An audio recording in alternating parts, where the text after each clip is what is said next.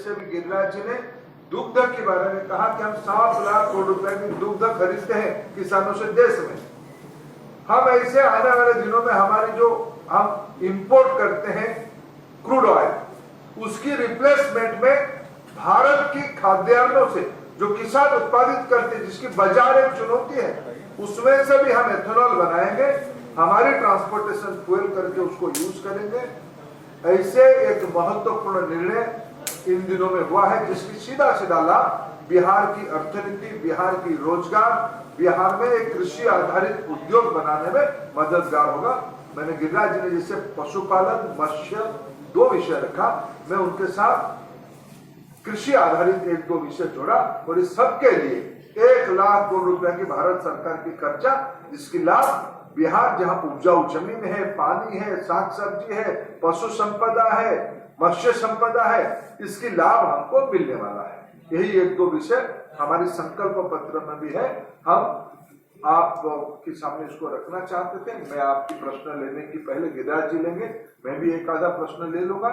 मैं फिर आपके माध्यम से बिहार की जनता को आभार प्रकट करता हूं। कल जिस प्रकार की मतदान बिहार में हुई है, पार्टी कोई भी, हमारा तो आत्मविश्वास है कल एनडीए को बड़ी सफलता मिल गई है, लेकिन मैं उससे आगे थोड़ा कहता हूं, कोरोना के उपरांत विश्व में 2 बड़े इलाका में चुनाव हो रहा है, बिहार और अमेरिका। दुनिया बड़ा उत्सुकता के साथ देख रहा है कि चुनाव कैसे होगा, वोट होगा कि नहीं होगा, लोग निकलेंगे कि नहीं निकलेंगे। लेकिन कल जिस उत्साह के साथ बिहार के नागरिकों ने मतदान किया है, प्रजातंत्र पे विश्वास किया है, ये एक बड़ा संतोष की विषय है।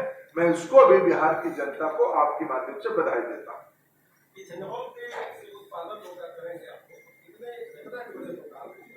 जी,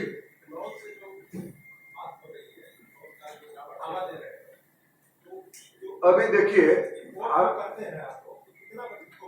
लगभग देखिए जो योजना बनाई गई है, आज जैसे मैंने कहा कि हमको 7 लाख करोड़ रुपया की कच्चे तेल खरीदना पड़ता है, लेकिन जो योजना हमने अभी बनाई है, जो उसका हमने शुरू कर दिया है गन्ना और चावल से, इसमें हमको लगभग आने वाले 2-3 साल में 1 लाख करोड़ रुपया की हमने बचत करेंगे। हमको बाहर से खरीदना कम होगा, हम अपने किसानों से खरीदेंगे।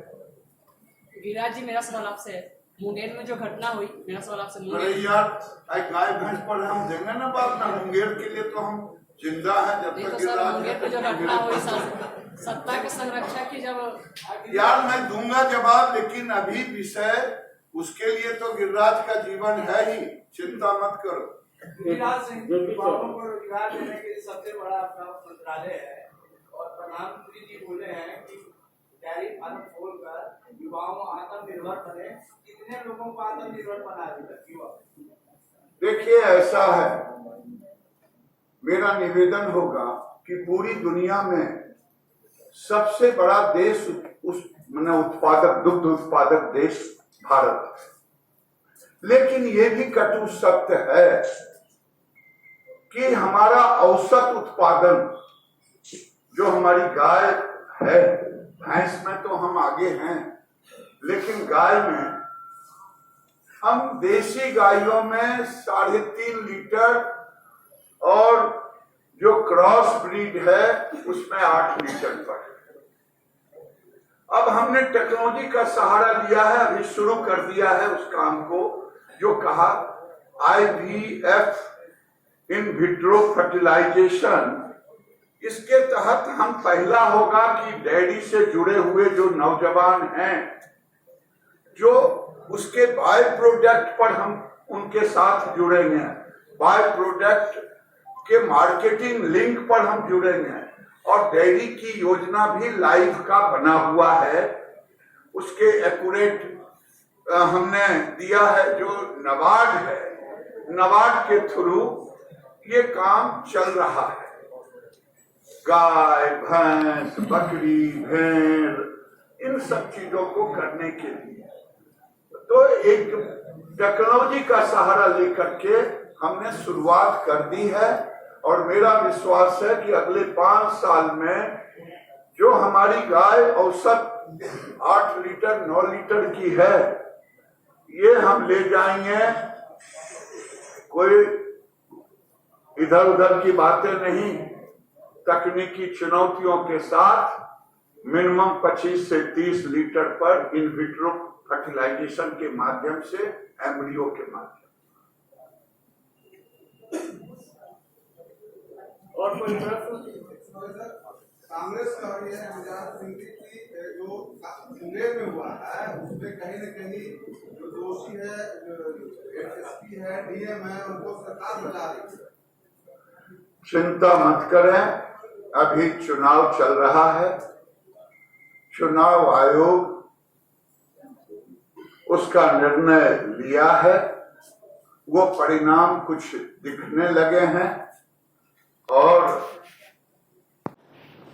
एक प्रमुख बिहार जैसे प्रांत में जिसकी जो रोजगार की मूल स्रोत होने वाला है, जो परंपरागत तरीके से लोगों को रोजगार उपलब्ध कराता है, मोदी सरकार और नीतीश जी की सरकार की जो पहल रही है उसके बारे में एक हिस्सा उन्होंने उल्लेख किया। मैं उसमें से सिर्फ 2-3 विषय जोड़ूंगा।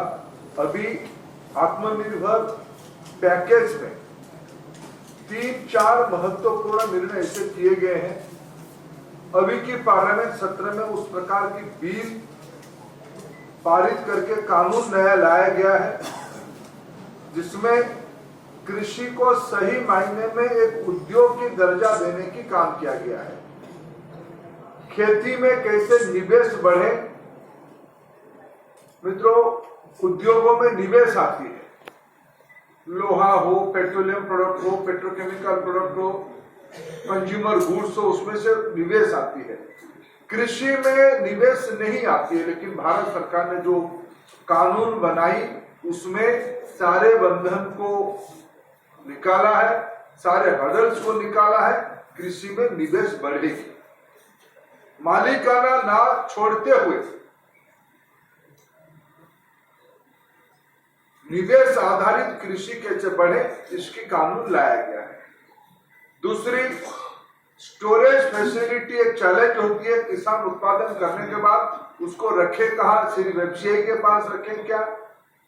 स्टोरेज मैनेजमेंट में एसेंशियल कमोडिटी एक्ट को परिवर्तन करके उसमें बहुत बड़ी सुधार लाया गया है। अंतिम सुधार क्या, बिहार के किसान पहले अपने उत्पादित चीजों को बिना सरकारी नियंत्रण के वो बाहर राज्य में बिक्री नहीं कर सकता था। अभी बिहार के किसान अपने उपज को दुनिया की किसी भी कोने तक पहुंचा सकता है, और उसको आकार देने के लिए भारत सरकार एफपीओ, फार्मर्स प्रोड्यूसर ऑर्गेनाइजेशन की एक बड़ा रचना बनाएगी। 1 लाख करोड़ रुपया की खर्चा एग्री इंफ्रास्ट्रक्चर फंड के नाते खर्चा करेंगे, जिसकी घोषणा पत्र में, इस बार भी बीजेपी की घोषणा पत्र में राज्य में भी कृषि, पशुपालन, मत्स्य पालन ऐसे क्षेत्र में रोजगार सृजन करने के लिए 1000 एफपीओ बनाना, और उस एफपीओ को राज्य सरकार की ओर से 15 लाख रुपया की अनुदान, भारत सरकार के अलावा, भारत सरकार की कुछ व्यवस्था है, उसके अलावा ये अनुदान देने की व्यवस्था की है। मित्रों, भारत में किसानों की आमदनी दुगनी हो, उसके लिए एमएसपी तो हम देते ही हैं, लेकिन और 2-3 कदम अभी इन दिनों में हमने उठाया है, जिसको मैं आपके माध्यम से समाज के सामने रखना चाहूंगा। आज भी ऐसे फैसला हुआ है। मित्रों, अब तक हम देश में, एक मोटी बात मैं आपके सामने रखूं, अभी कच्चे तेल की दाम जो रेट में है, उस रेट को अगर हम हिसाब करें, इसी साल में हमको 7 लाख करोड़ रुपया कच्चे तेल को खरीदने में खर्चा करना पड़ेगा, वैदेशिक मुद्रा। प्रधानमंत्री जी ने 6 साल पहले आह्वान दिया, हमें आत्मनिर्भर होना है, हमें अपने ऊर्जा को अपने से ही निकालना है। आज टेक्नोलॉजी संभव है, एथेनॉल से गाड़ियां चलती है, विश्व के कई सारे देश एथेनॉल आधारित गाड़ी चलाते हैं। भारत में हम लोगों ने पेट्रोल में एथेनॉल को ब्लेंडिंग करना, ये काम शुरू किया है। गन्ने से उत्पादित मोलासेस से एथेनॉल अभी तक बनती थी।